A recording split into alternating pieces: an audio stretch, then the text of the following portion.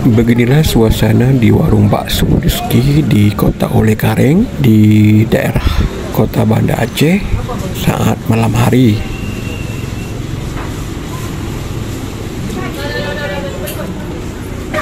Nampak warung bakso ini ramai dikunjungi oleh para pelanggan yang menikmati suasana malamnya bersama keluarganya.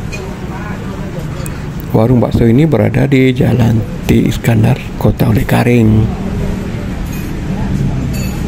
Untuk satu porsi harga bakso Rizky dibanderol antara 12.000 sampai 14.000 rupiah.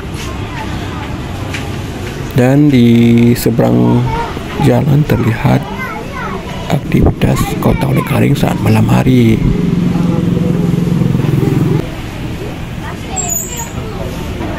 Beginilah suasana di dalam warung bakso Rizky.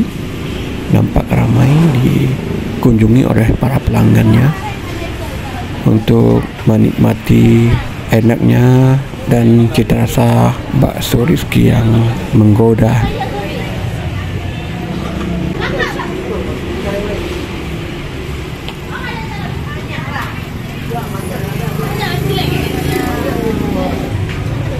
Selain itu, Anda juga bisa memesan aneka jenis minuman untuk menemani Anda menikmati bakso Rizky ini.